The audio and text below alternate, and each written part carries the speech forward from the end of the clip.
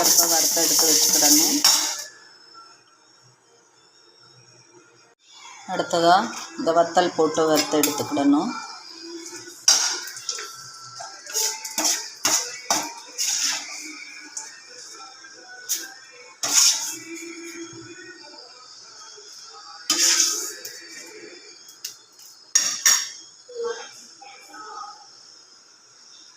அடுத்ததாக நம்ம இந்த சுண்டைக்காயை போடுறோம்.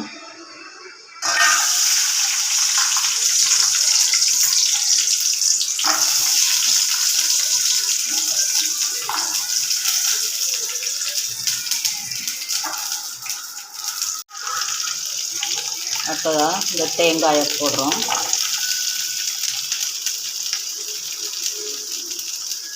அடுத்தது இவ்வளோ பூண்டு போட்டுக்கோங்க. நல்லா வணங்கட்டும்.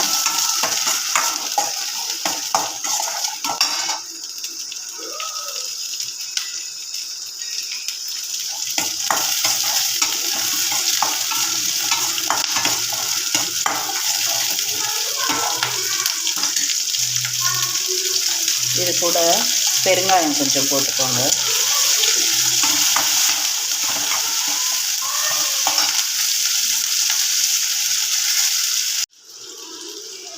இல்லை கருவேப்பிலை சேர்த்துக்கோங்க.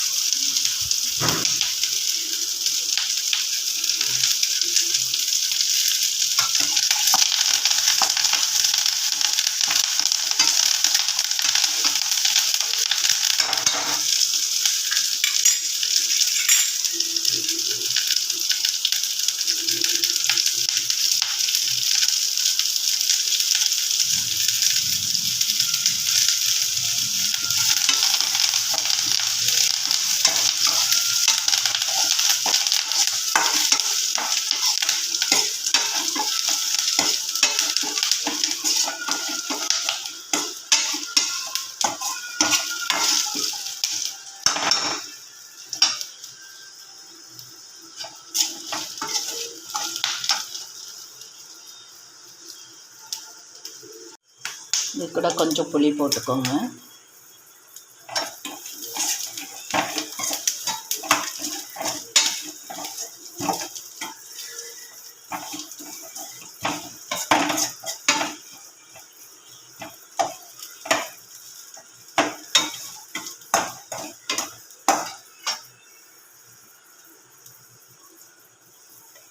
எல்லாத்தையும் ஒன்றா போட்டுக்குவோம்.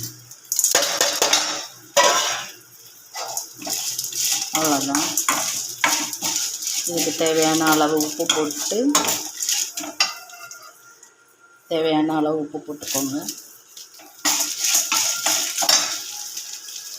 இது ஜாரில் போட்டு இந்த துவையல் அரைச்சிடுவோம். இது சாப்பாட்டுக்கு பிசைஞ்சு சாப்பிட சூப்பராக இருக்கும். நீங்களும் செஞ்சு சாப்பிட்டு பாருங்கள். சுண்டைக்காய் உடம்புக்கு நல்லது. இது மாதிரி துவையல் பண்ணி சாப்பிடுங்க. சாதத்துலேயும் பரட்டி சாப்பிட்லாம். இட்லிக்கும் தொட்டு சாப்பிட்லாம். இட்லி தோசைக்கும் தொட்டு சாப்பிட்லாம். நல்லாயிருக்கும். இதை நீங்களும் செஞ்சு சாப்பிட்டு பாருங்கள்.